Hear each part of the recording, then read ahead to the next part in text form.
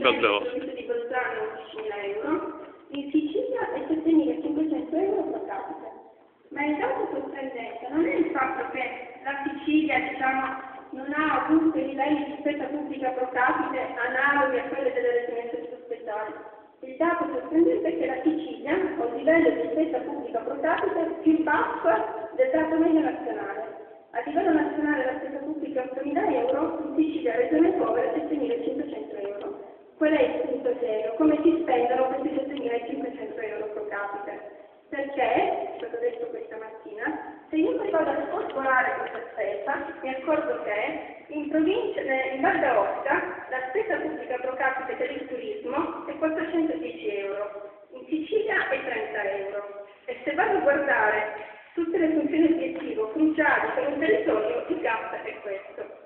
Compartecipazioni. Allora, io stamattina ero curiosa di sapere, visto che mi occupo dei numeri, a quanto ammonta il mancato gettito di compartecipazione. Qualcuno lo sa? No.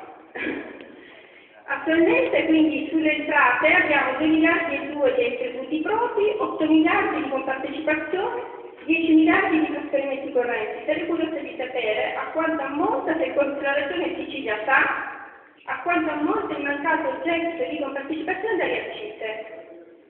Io lo so. Io 1. 1 miliardo, vero? No. Molto di più, bene. Se fosse molto di più, il dato è importante perché significa tirare in alto questa compartecipazione ad un livello superiore, perché la provincia di Trento e di Bolzano all'80% si finanziano con le compartecipazioni, 100 miliardi. in Sicilia al 60%. Poi devo per forza dire una cosa, la provincia di Trento e di Bolzano ha già chiuso la partita del federalismo fiscale. Io conosco bene la situazione perché sono stata consulente della provincia di Trento. La provincia di Trento e di Bolzano, monitorando il governo, stando proprio come sempre a controllare i conti e i dati, hanno chiuso la partita lo scorso novembre con il governo, quindi loro con il decreto, con il disegno di legge non avranno più a che fare e hanno chiuso la partita in questo modo. Intanto il riferimento normativo sulla legge finanziaria, nell'articolo 2 della scorsa legge finanziaria c'è l'accordo tra provincia di Trento e governo. È stato chiuso in questo modo, c'è stato uno scambio fra competenze e risorse.